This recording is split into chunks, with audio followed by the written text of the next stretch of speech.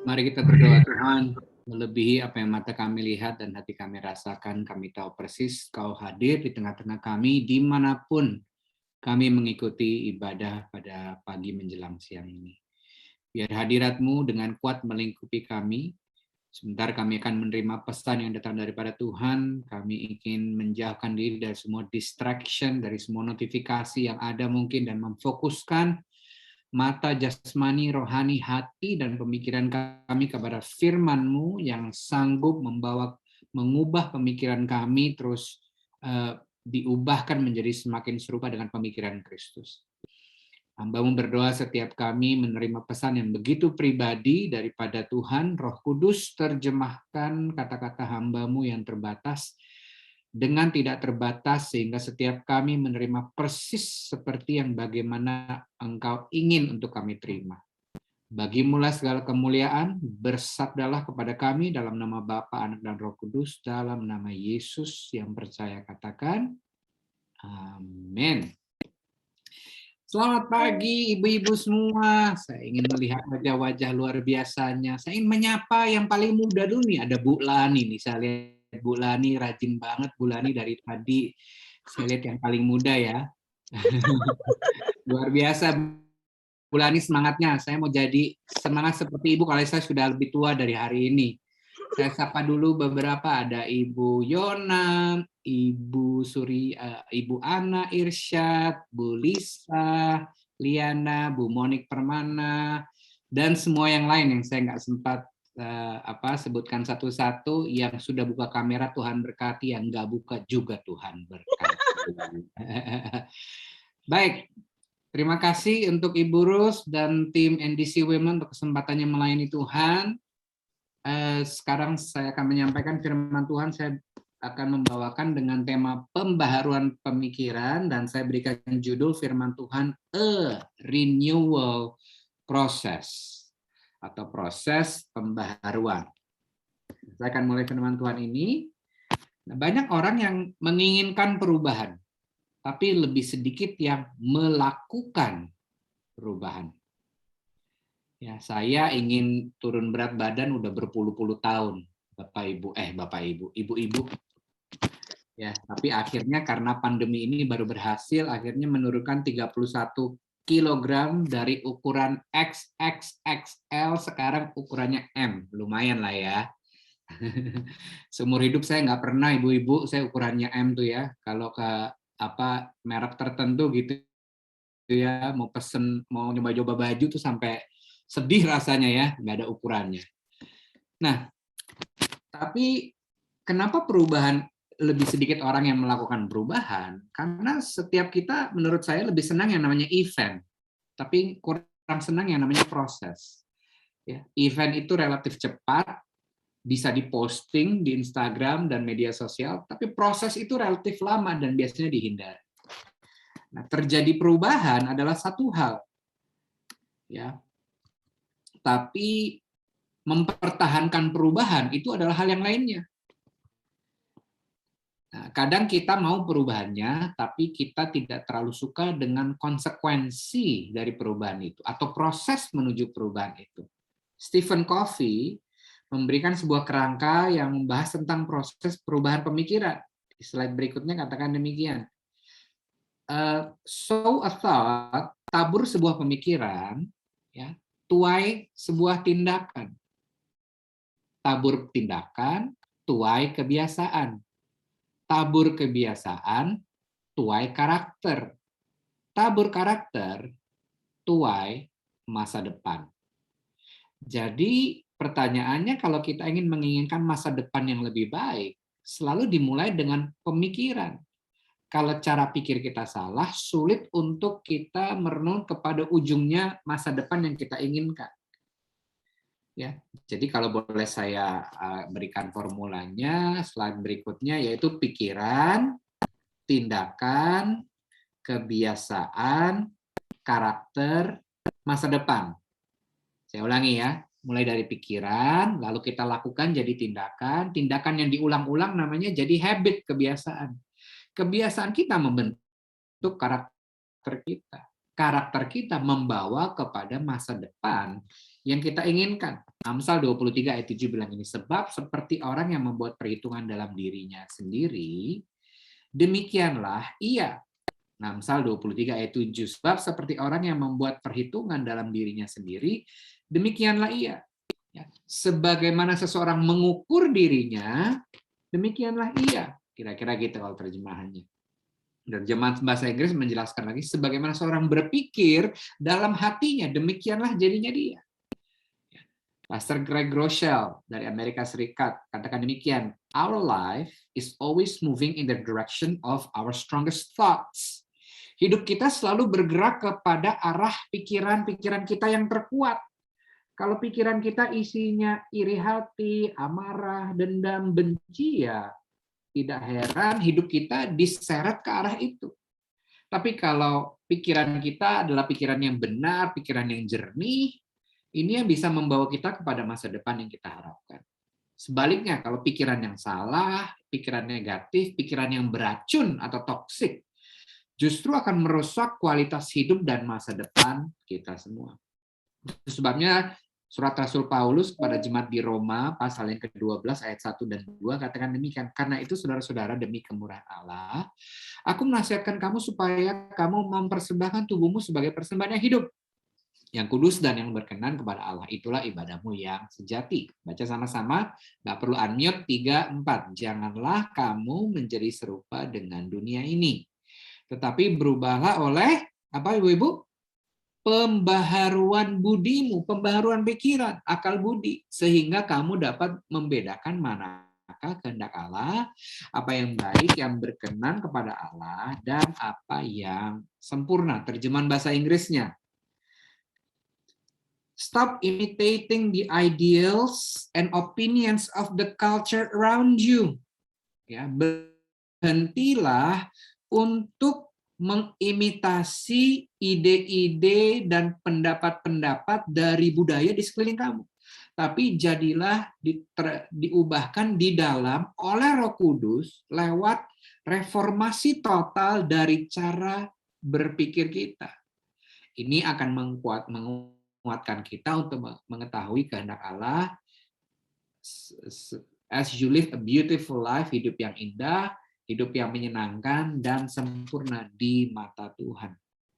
Ada kata tadi, kalimat bilang, berhenti meniru apa yang penting dan apa yang menjadi pendapat atau tuntutan budaya di sekelilingmu. Kadang ini kita suka latah hanya karena semua orang lain melakukannya, kita ingin melakukannya. Ya, istilah kerennya nih, FOMO, F-O-M-O, fear of missing out. Wah, yang lain kayaknya udah mulai ngopi-ngopi cantik nih, ibu-ibu udah mulai berani-berani ngopi-ngopi cantik di restoran, kayaknya kok seru juga ya, jadi kepengen juga. Kok kayaknya yang lain udah mulai liburan ya, udah mulai udah mulai pasang bulu mata lagi, udah mulai dandan lagi dan sebagainya. Kok kayaknya pengen juga ya. Nah, hati-hati Bapak Ibu, bukannya nggak boleh ya. Pertanyaannya, apakah kita dengan terlalu mudah meniru apa yang penting dan menjadi pendapat budaya di sekeliling kita? Nah, masalahnya dunia dengan semua tawarannya membombardir kita setiap hari. Seperti memaksakan kita untuk mengadopsi standar yang berlaku di dunia ketimbang standar yang Tuhan tetapkan dalam firman-Nya. Nah, kalau kita tidak punya filter pemikiran yang tepat, kita mudah terbawa.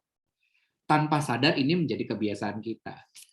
Ya, coba kita jujur, berapa banyak ibu-ibu yang punya kenalan, punya teman yang sebenarnya secara finansial nggak punya banyak-banyak banget sih. Ya, tapi dia berusaha untuk membeli barang yang dia nggak butuhkan untuk menyenangkan orang yang dia nggak terlalu kenal dengan uang yang dia nggak punya. Itu ngeri banget. Itu karena kita udah terpola untuk meniru apa yang orang lain lakukan. Nggak karena semuanya melakukan, kita perlu lakukan. Atau nggak karena tidak ada yang melakukan, kita tidak perlu melakukannya. Itu standar firman Tuhan. Nah, saya ingin memberikan 3 pemikiran. Ya, 3 pemikiran bagaimana untuk membantu setiap kita, termasuk mengingatkan yang sedang berbicara hari ini, untuk masuk ke dalam proses pembaharuan pikiran. Kalau kita berbicara tentang proses pembaharuan pikiran, ibu-ibu, saudari-saudari semua, nggak ada yang profesional dalam hal ini. Ya, nggak ada orang Kristen profesional yang bisa bilang gini, oh saya udah cukup tua Pak usianya, saya sudah cukup senior di gereja, saya sudah cukup tinggi jabatan saya di pelayanan, saya sudah di kalangan direksi Pak kalau di perusahaan saya kayaknya udah nggak perlu perubahan pemikiran lagi. No, no, no. Perubahan pemikiran adalah proses seumur hidup yang nggak akan pernah berhenti. Nggak karena di bulan November 2021 pemikiran kita sudah selaras dengan firman Tuhan, tidak menjamin bahwa bulan Januari 2022 pikiran ini masih sewaras yang Tuhan inginkan. Ya Pak ya. Termasuk pendeta yang berbicara, saya pun harus menyelaraskan pikiran saya dengan firman Tuhan setiap hari. Itu sebabnya saya akan katakan, untuk terima Yesus cuma perlu sekali seumur hidup untuk lahir baru, mengundang dia masuk sebagai Tuhan dan Juru Selamat pribadi. Tapi untuk bertobat itu perlu setiap hari. Karena kata bertobat berasal dari bahasa aslinya metanoia, pikiran yang diperbaharui. Setiap kali ada pikiran kita yang salah, diselaraskan dengan firman Tuhan, disitulah pertobatan terjadi. Kita perlu bertobat setiap hari. Kadang-kadang kalau kita dengar bertobat tuh kayaknya orang yang dari ngerokok, sekarang nggak ngerokok lagi. No, no, no, no. It's beyond that. Lebih daripada sekedar perubahan perilaku. Karena pertobatan adalah perubahan pemikiran yang baru dituangkan ke dalam perilaku. Pertobatan itu dari dalam keluar, bukan dari luar ke dalam. Bukan bulu matanya, bukan rambutnya, bukan cat rambutnya, bukan bajunya, tapi hatinya dimurnikan, pikirannya diperbaharui. Itulah pertobatan. Makanya pertobatan perlu terjadi every single day. Dan ini yang terjadi. Kalau ibu-ibu semua, termasuk pendeta yang berbicara, kita menyelaraskan firman Tuhan kita setiap hari, ini yang terjadi. Pasangan kita diuntungkan. Anak-anak kita diuntungkan. Mantu, cucu kita diuntungkan. Orang-orang di core kita pun merasakan keuntungannya. Setiap orang yang bertemu dengan hidup kita setiap hari merasakan keuntungannya. Nah, pemikiran yang pertama, pembaharuan pikiran membawa kepada perubahan kehidupan. Jadi kalau saudara ada yang salah satu aspek hidup ibu-ibu yang ingin diubahkan, ya, pembaharuan pikiran membawa kepada perubahan kehidupan. Itu tadi yang kalau belum sempat nyatat, pembaharuan pikiran membawa kepada perubahan kehidupan. Matius 9 ayat 17, begitu pula anggur yang baru tidak diisikan ke dalam kantong kulit yang tua. Karena jika demikian kantong itu akan koyak sehingga anggur itu terbuang dan kantong itu pun hancur. Tetapi anggur yang baru disimpan orang dalam kantong yang baru pula dan dengan demikian terpeliharalah kedua-duanya. Nah, saudara-saudari, Tuhan mau kapasitas hidup kita dapat menampung dan memelihara anggur baru, pembaharuan-pembaharuan yang Tuhan sendiri ingin berikan. Semuanya mau anggur yang baru. Anggur yang baru adalah urusan Tuhan. Tapi kantong anggur yang baru adalah bagian kita. Jangan-jangan Tuhan sudah dari kapan-kapan ingin memberikan aliran anggur yang baru. Tapi kantong anggur baru kita masih yang lama. Tuhan bilang belum siap nih orangnya.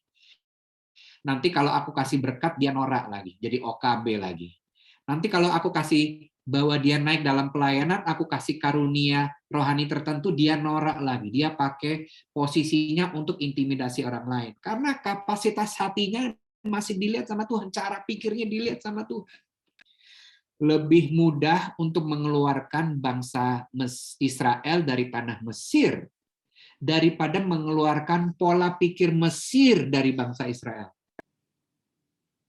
Ya, itu sebabnya kalau ibu-ibu semua, saudari-saudari ingin meminta pembaharuan dari Tuhan di area pernikahan, dalam kesehatan, di area relationship hubungan, di area keuangan, pelayanan, dan sebagainya, kita perlu mempersiapkan kantong anggur barunya. Karena apa? Karena perubahan kehidupan perlu didahului dan ditopang oleh pembaharuan pikiran.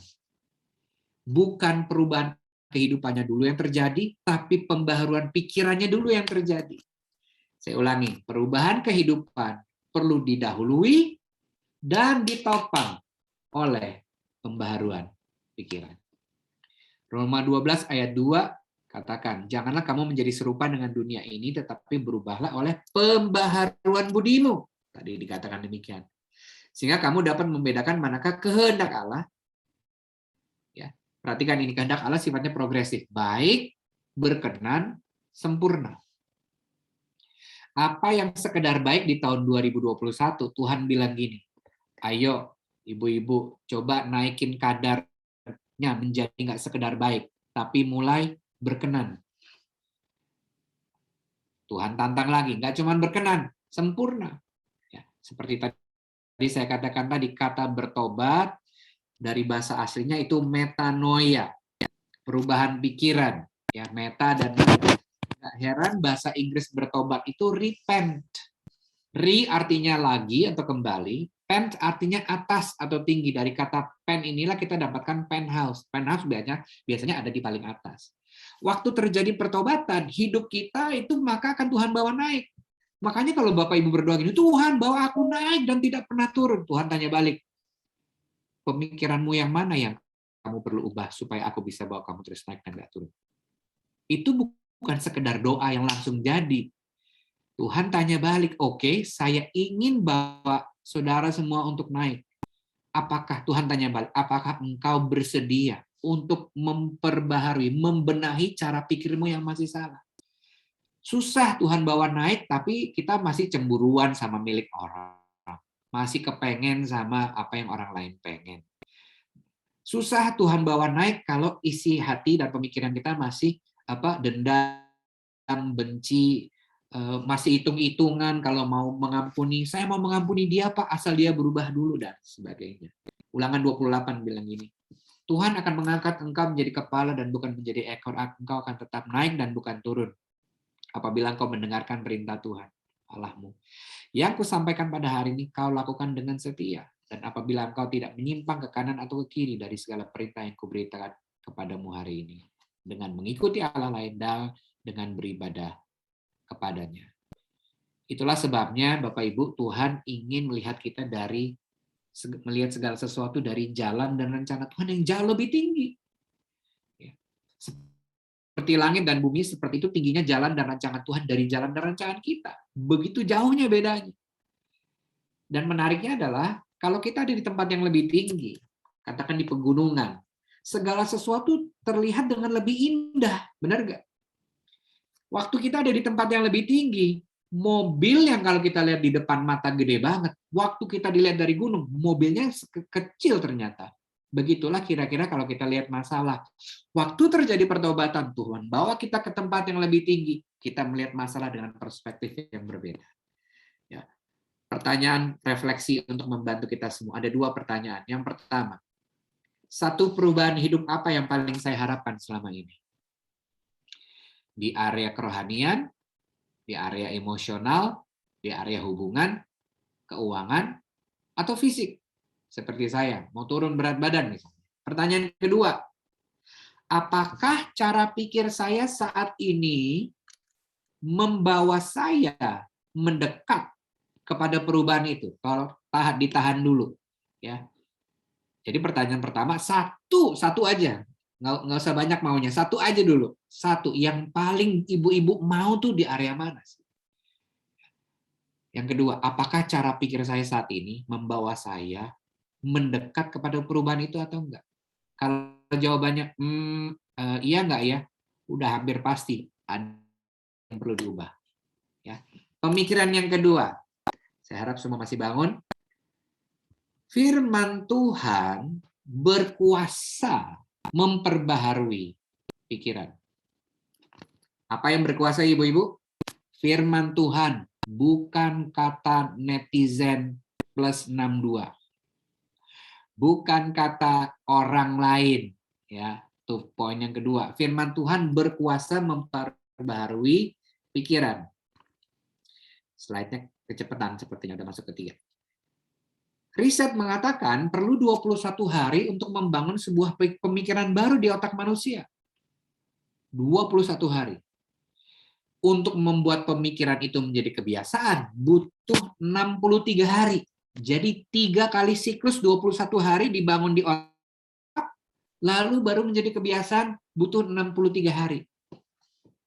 Dr. Caroline Leaf, seorang ilmuwan yang mempelajari perilaku manusia dari sudut pandang aktivitas terjadi di otak, seorang cognitive neuroscientist. Keren banget ya titelnya ya. Namanya Dr. Caroline Leaf bilang gini, pikiran kita bisa mengubah otak kita. Tahan dulu di situ. Pikiran adalah bagian dari jiwa, pikiran, perasaan, dan kehendak. Otak adalah bagian dari tubuh. Jadi pikiran saudara sama otak saudara nggak perlu ada di level yang sama. Kadang-kadang otak kita dikondisikan terjadi dari apa yang seringkali paling kuat kita pikirkan setiap hari. Otaknya kita ngikut. Itu sebabnya pikiran kita bisa mengubah otak kita. Cara kita menggunakan pikiran kita lah yang akan mengubah otak kita. Itu sebabnya saya akan katakan bahwa saudara dan saya ini bukan korban dari tubuh biologis kita. Karena Tuhan mengatakan bahwa kita ini pemenang, bahkan lebih daripada pemenang. Bahkan saya akan katakan, saudara semua bukan korban dari keadaan atau masa lalu saudara. Bukan korban. Saudara ini pemenang. Jadi jangan berperilaku seperti kita ini seorang korban. Ya. Itu sebabnya yang perlu didengarkan bukan apa kata orang, tapi apa kata firman Tuhan. Itu sebabnya 2 Korintus 10 bilang ini, memang kami masih hidup di dunia, tapi kami tidak berjuang secara duniawi.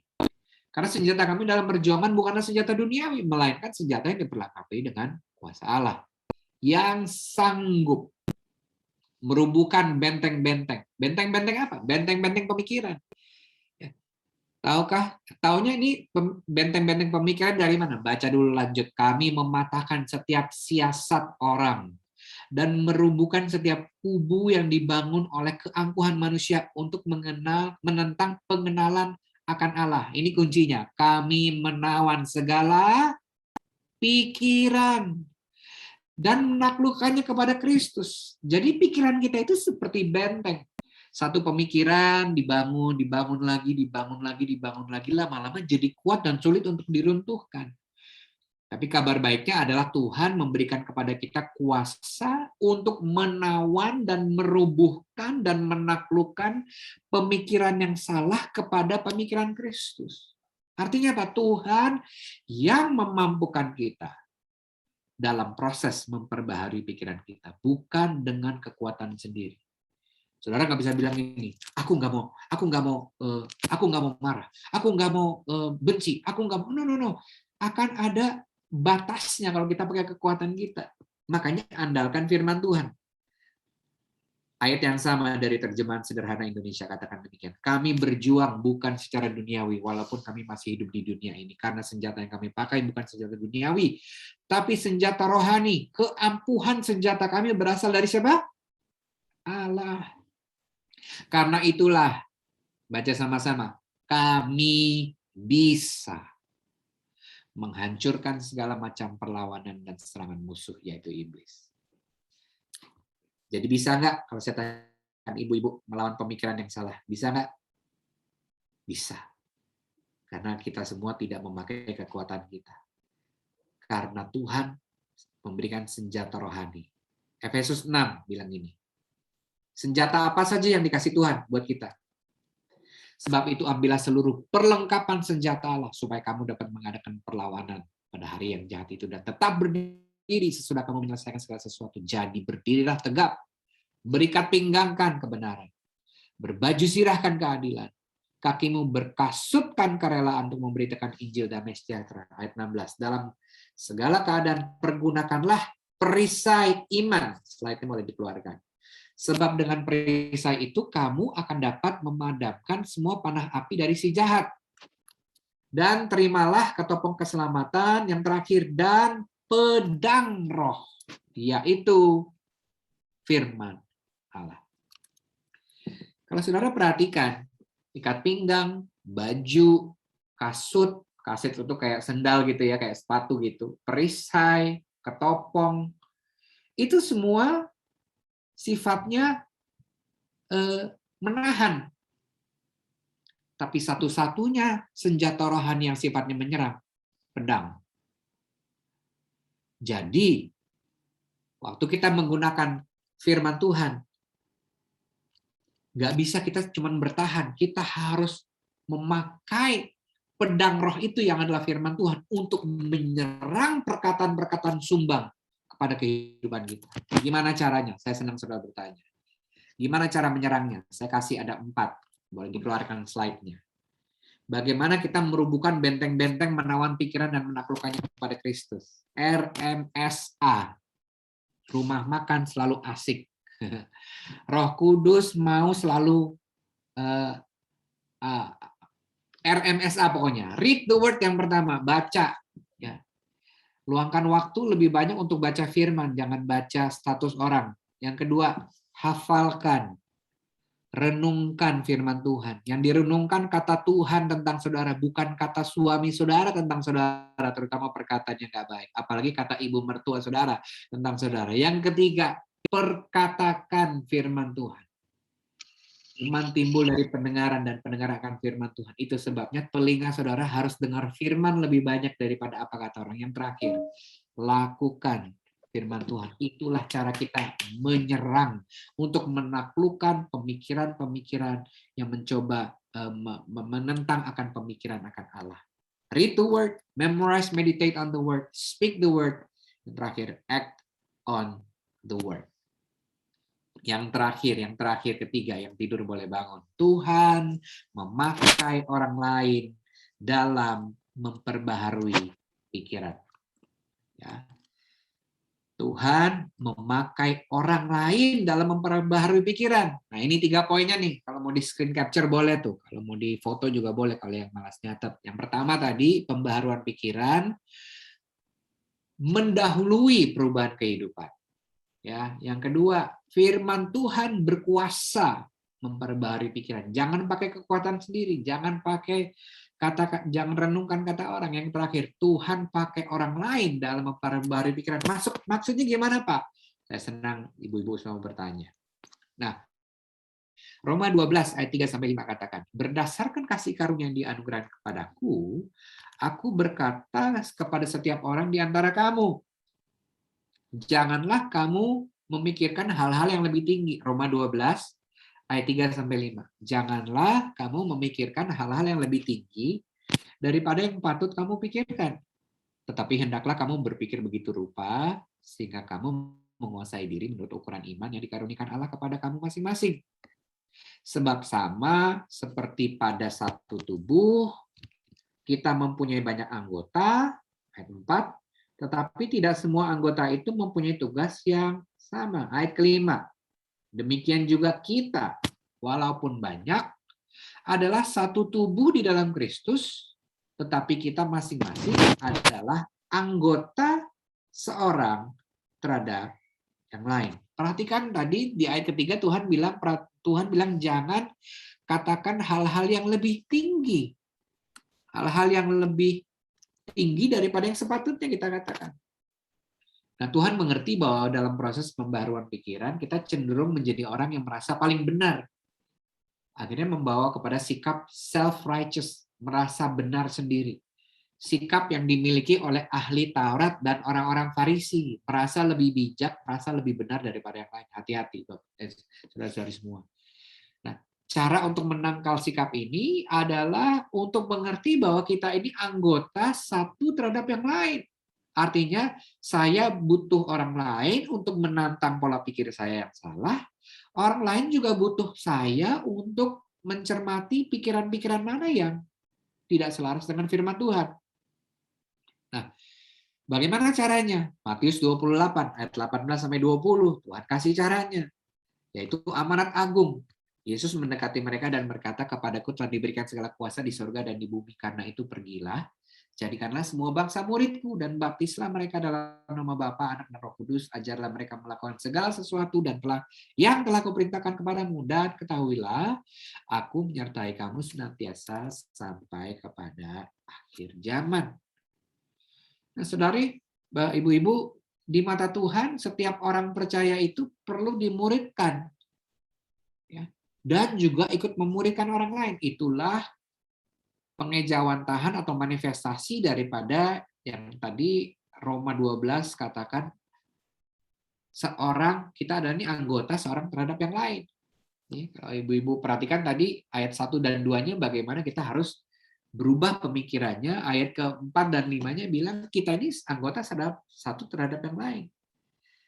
Sedangkan amanat Agung berkata Tuhan ingin setiap orang percaya itu menjadi murid Kristus. Kesimpulannya ya, bahwa setiap kita itu akan perlu melalui proses pemuridan dalam kita memperbaharui pemikiran kita supaya kita nggak selalu merasa benar sendiri. Nah, pertanyaannya, apa sih pemuridan?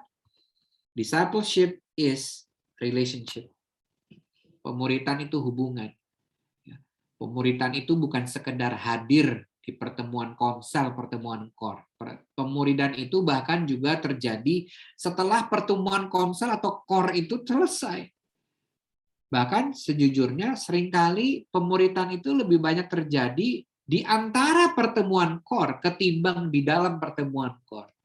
Kadang-kadang curhat-curhat yang dinyatakan waktu kita curhat lewat telepon, lewat WA grup dan sebagainya, kadang-kadang itu lebih dalam biasanya ketimbang, apalagi hari gini pertemuan core biasanya masih terbatas kepada pertemuan virtual atau secara Zoom. Ya. Nah, itu sebabnya slide saya yang terakhir saya akan katakan nobody can grow in isolation. Nggak ada yang bisa bertumbuh dalam isolasi. Nah, isolasi ini bukan isunya punya teman atau enggak, tapi seberapa terbukakah kita untuk ditantang pemikirannya. Nobody can renew their minds without the help of other people. Nggak ada yang bisa memperbarui pemikirannya tanpa bantuan orang lain. Oke, untuk merekap lagi 3 pemikiran untuk membarui pemikiran. Yang pertama adalah pembaruan pikiran membawa kita kepada perubahan kehidupan. Kalau hidup kita mau berubah, pastikan pikiran kita dulu yang perlu diubah dan diselaraskan dengan firman Tuhan. Pemikiran yang kedua adalah firman Tuhan berkuasa memperbaharui cara kita berpikir. Berhenti untuk mendengarkan serta-merta apa kata orang tentang saudara. Identitas kita tidak ditentukan dari apa kata orang tentang kita. Identitas saya dan saudara hanya ditentukan dari apa kata Tuhan tentang kita. Itu sebabnya perlu kaya dengan firman Tuhan. Ingat tadi bagaimana menaklukkan pikiran yang salah? RMSA, read, baca firman Tuhan. Kurangi baca status orang lain atau caption orang lain. Yang kedua, memorize, dihafalkan, dimeditasi, direnungkan siang dan malam. Yang direnungkan jangan sakit hatinya. Yang direnungkan bagaimana Tuhan sudah mengampuni kita semua supaya kita bisa mengampuni orang lain. Yang ketiga, read, meditate, and memorize. Yang ketiga, speak, katakan firman Tuhan. Aku ini pemenang, aku ini bukan korban. Aku lebih daripada pemenang. Aku cakap menanggung segala sesuatu bersama dengan Kristus yang memberikan kekuatan kepada aku. Pencobaan yang aku alami adalah pencobaan biasa yang tidak melampaui kekuatanku. Pada waktu aku dicobai, Tuhan memberikan kepadaku jalan keluar sehingga aku mampu menanggungnya. Roma 8:28, segala sesuatu hanya dapat mendatangkan kebaikan bagi aku yang mengasihi Kristus, bagi aku yang terpanggil sesuai dengan rencana Kristus. I can do all things through Christ who strengthens me. Waktu aku lemah, di situ aku kuat. Itu yang mesti diperkatakan supaya iman timbul. Yang terakhir, lakukan firman Tuhan. Kalau Tuhan bilang ampuni saja, ya ampuni saja, nggak ada syarat dan ketentuan berlaku. Ya, pemikiran yang ketiga adalah Tuhan selalu pakai orang lain. Itu sebabnya saudari-saudari, ibu-ibu semua yang belum tertanam di core, saya nggak sedang kampanye core, meskipun saya tahu gereja saudara sedang kampanye core. Saya ini produk daripada Komsel, saya ini produk dari pemuritan. Kalau saya bisa kuat, tahun ini adalah tahun ke-22, ibu-ibu, saya melayani Tuhan sepenuh waktu di gereja. Nggak sebentar loh, 22 tahun loh. Ya, di gereja yang sama ya, by the way ya, nggak pakai acara pindah-pindah gereja ya. 22 tahun itu saya karena produk dari saya dimuridkan oleh orang-orang yang Tuhan izinkan ada dalam kehidupan saya, Pak Jeffrey, Pak Yose, dan sebagainya. Saya berhenti sampai sekarang, sampai saat ini, saya buka ruangan untuk tanya jawab. Saya spesialis untuk menjawab pertanyaan mudah. Kalau yang susah, saya kasih Bu Elsiana Budiarta, atau Bu Meli, atau Bu Foni Rahel, atau Bu Liana Mel, atau Bu Natalia, atau ibu-ibu yang lainnya. Silakan. Terima kasih Pastor Alfi untuk sharing firman Tuhan yang luar biasa yang memberkati kita semua. Perkenalkan Pak, saya dengan Monik, saya akan memandu sesi tanya jawab hari ini ya Pak ya. Oke. Hai Bu Monik, thank you. Ya, kita akan mulai pertanyaannya ya Pak ya. Pak, biasanya setiap orang akan lebih mudah menyadari bahwa dia harus melalui pembaharuan proses kehidupan pada saat dia sedang menghadapi banyak masalah. Karena mereka pasti mengerti pentingnya perubahan. Nah, lalu bagaimana dengan orang-orang yang hidupnya nyaman-nyaman saja nih Pak, yang mungkin tidak pernah mengalami kesulitan yang berarti, dan justru tidak pernah merasa perlu melakukan perubahan apapun dalam hidupnya. Bagaimana dia bisa menyadari pentingnya memiliki perubahan hidup yang berbeda dengan pola dunia ini, dan bagaimana dia mengerti bahwa perubahan hidup itu penting sesuai dengan kehendak Tuhan. Ya. Jadi yang hidupnya nyaman-nyaman aja gitu, Pak. Kalau saya sih ya, Bu Monik, ya biarin aja sih ya, hidup-hidup dia kan ya.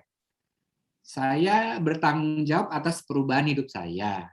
Dia bertanggung jawab atas perubahan hidup dia. Kayaknya saya nggak perlu pusing-pusing lah hidup orang lain sama hidup orang lain. Gini, tapi saya akan kasih tahu gini. Kita nggak bisa memanipulasi, mengintimidasi orang untuk berubah. Benar nggak? Ya. Karena itu semua bagian Tuhan kan. Tapi saya bisa menginspirasi orang lain untuk mengubah pikirannya dengan saya sendiri terus mengubah pikiran saya. Sembari berharap mudah-mudahan perubahan saya ini bisa menolong atau menginspirasi orang lain. Ya. Jadi buat saya sih mudah ya. Jadi kalau ada, kok kayaknya aku ngalamin banyak hal ya, tapi kok kayaknya kalau dia kok nyaman-nyaman aja. Ya udah sih, orang ceritanya belum berakhir. Kan kadang-kadang, iya dong, maksudnya kan ceritanya belum tamat nih, episodenya masih banyak kan. Jadi ya udahlah, maksudnya nggak perlu pusing dengan hidup orang lain. Jadi fokus aja dengan perubahan diri sendiri. Jawab nggak, Bu Monik? Ya. Jadi daripada kita pusing gimana kita buat dia untuk berubah, mendingan kita lebih fokus ke diri kita, mendingan kita menjadi berkat supaya siapa tahu dengan perbuatan kita yang semakin serupa dengan Tuhan, dia juga bisa berubah gitu ya Pak ya. Betul. Soalnya jujur gini ya, kadang-kadang orang tuh nggak berubah tuh bukan nggak mau berubah. Dia sendiri juga udah bohong sama dirinya. Iya, benar. Saya udah bohong sama diri saya, Bu. Udah nggak saya masukkan resolusi lagi deh turun berat badan. Kayaknya emang Tuhan mau gua gendut kali ya gitu loh.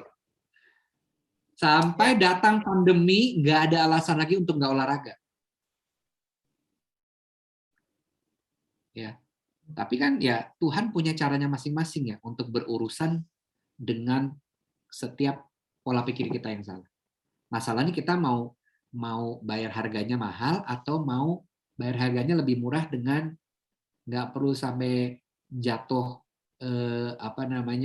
habis-habisan dulu terus baru oh ya kayaknya saya perlu berubah nih di area ini, nggak perlu sakit dulu baru oh ya kayaknya saya perlu mengubah pola makan saya, nggak perlu sampai mau cerai dulu sampai kayaknya saya mesti mengurangi intonasi saya nih, kan nggak perlu gitu dulu ya. Ya, oke. Thank you Pak, menjawab Pak. Apakah tujuan proses pembaharuan hidup ini adalah membawa semua anak-anak Tuhan hidup dalam keseragaman? Yang lebih tepat adalah keserupaan dengan Kristus, bukan keseragaman. Oke. Analogi yang Tuhan pakai tadi di yang Rasul Paulus pakai kepada jemaat di Roma 12, kita ini anggota tubuh Kristus. Jadi analogi yang dia pakai adalah tubuh Kristus. Bayangin nih kalau muka isinya mata semua. Seragam semua mata semua, kan aneh jadinya. Ya. Nah, jadi karena analoginya tubuh Kristus sudah memberikan kepada kita contoh bahwa tubuh ini bermacam-macam fungsi tapi tetap satu. Ya. Gitu.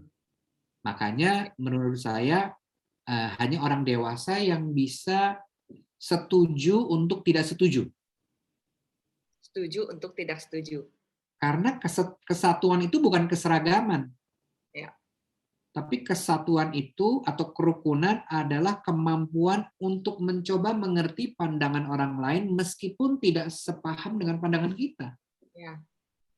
Contoh nggak usah jauh-jauh suami istri. Cara suami mikir kotak-kotak, pikiran suami itu katanya kayak waffle, ada kotak-kotak gitu ya.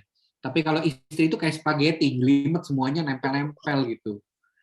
Dari situ aja udah sering kali kan kalau seragam, cara pikirnya seragam, kan jadi aneh ya gitu. Jadi nggak man and woman gitu jadinya.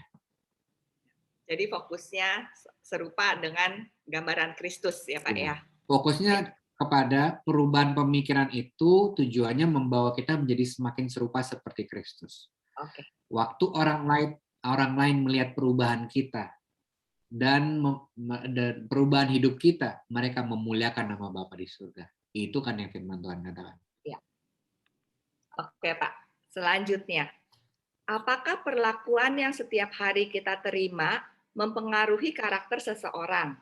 Bagaimana menyadarkannya? Contohnya, apabila seseorang setiap hari itu merasa direndahkan karena hidup dengan orang yang arogan.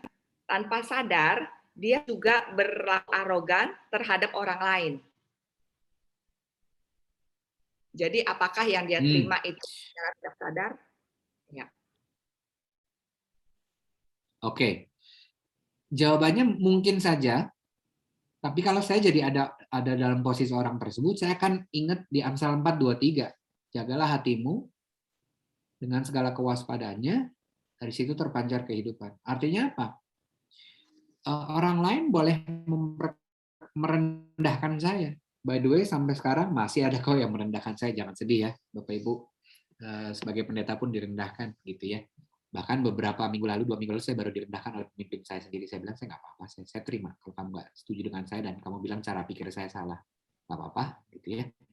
Tapi saya mesti ingat bahwa saya yang paling bertanggung jawab atas apa yang saya rasakan terhadap perlakuan orang sama saya. Masalahnya saya nggak bisa kontrol perilaku orang sama saya. Tapi saya punya kendali untuk merespons terhadap tindakan atau perilaku orang kepada saya. Itulah artinya jaga hati. Jaga hati itu bukan dipegangin, enggak. Jaga hati itu artinya mengatur ekspektasi. Waktu orang lain bikin perilaku yang buruk sama kita, jangan tanyanya gini, kenapa ya gue ngalamin ini terus? Enggak. Mungkin tanyanya gini, kenapa ya? Apa yang terjadi di masa lalu orang ini yang membuat dia berperilaku seperti itu kepada saya? Mungkin dari situ kita bisa mulai memahami, bukan menerima perilaku buruknya, tapi mulai mengerti, oh dia begitu bukannya karena dia mau, tapi karena itu satu-satunya cara yang dia tahu. Ya. Waktu kita balas dengan kasih, 1 Korintus 13 ayat 8 bilang ini, love never fails, kasih nggak pernah gagal. Tapi kalau kita balas dengan adu-aduan, serang-serangan, ego pasti gagal. Tapi kasih nggak pernah gagal. Supaya kita bisa mengasihi dengan lebih mudah, ya jaga hati. Saya adalah orang yang paling bertanggung jawab terhadap hati saya. Bukan suami saya, bukan ketua kor saya, bukan pendeta saya. Saya adalah orang yang paling bertanggung jawab untuk menjaga kewarasan hati dan pikiran saya. Kira-kira gitu. Pak, jaga hati ya Pak ya. Jaga hati, apalagi nih ibu-ibu yang seringkali diserang hati ya. Benar. Lebih sensi daripada bapak-bapak ya. Oke, selanjutnya ya Pak ya. Firman Tuhan dalam Roma 12 ayat 2, janganlah menjadi serupa dengan dunia ini, mengandung suatu perintah atau larangan. Apakah akan ada konsekuensinya nih Pak kalau kita tidak melakukan ayat ini gitu loh Pak? Oke. Kalau kita mau melakukan pembaharuan pikiran supaya semakin serupa seperti Kristus, berarti kalau waktu itu nggak dilakukan, kita semakin serupa seperti siapa pertanyaannya? Setan. Ya, either dunia ini atau si jahat. Gitu. Ya kan? Nah, ya gitu sih. Jadi memang sebuah perintah, tapi at the same time Tuhan tuh nggak cuman omdo. Pokoknya gue mau lu pembaharuan pikiran. Enggak. Tuhan mampukan kita. Tadi kan poin saya yang kedua kan? Tuhan memampukan kita untuk menundukkan pemikiran itu. Ya. Sehingga kita, tadi ayatnya kalau saya boleh kutip lagi, sehingga kami bisa menghancurkan segala macam perlawanan dan serangan musuh iblis. Karena apa? Dikasih senjata rohani. Dikasih senjata, aduh, jatuh di lampu. Dikasih senjata ya dipakai.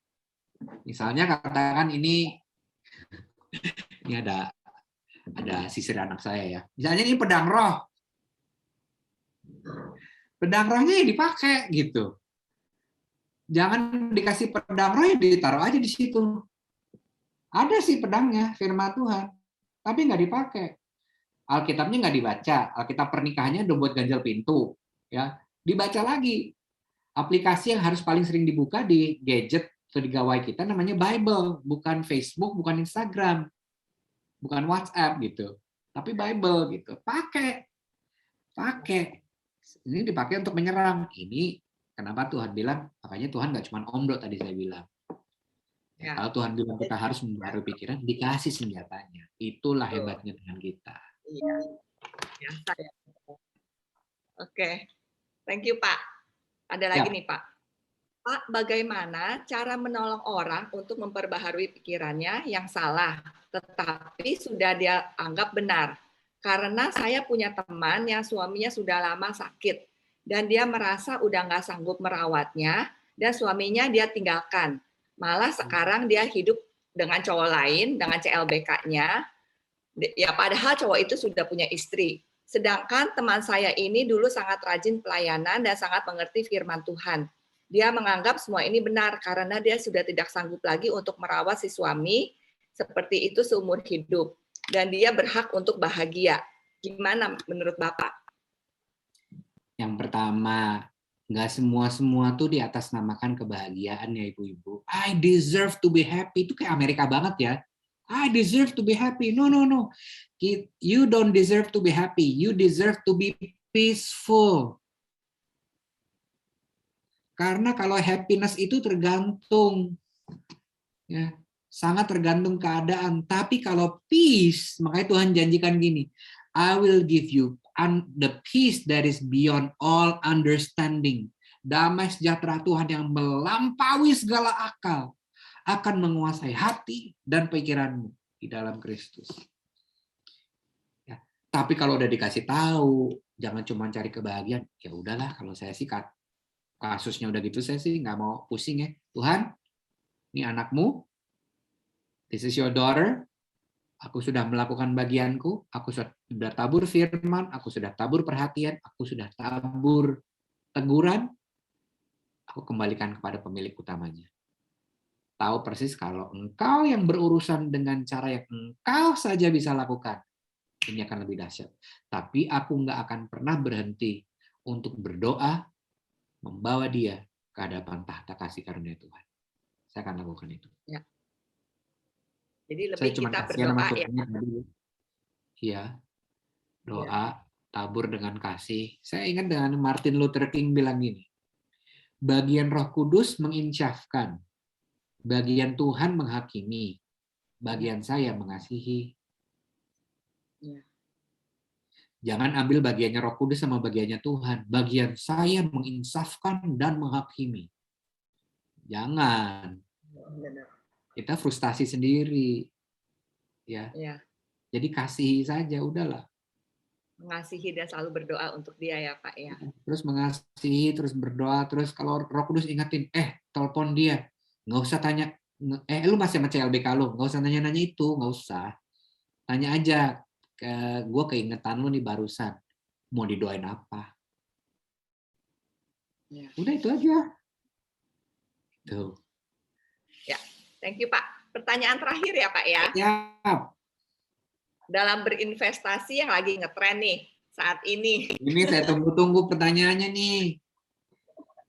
Yang pakai robot ya? Seperti kripto, robot, ya. Banyak kan sekarang yang investasi robot itu Pak. Nah, itu bisa dikatakan sebagai sesuatu yang bisa menimbulkan sifat serakah, greedy. Benar nggak ya Pak itu? Ini kayaknya cuma minta validasi aja ya dari pendeta ya Bu ya.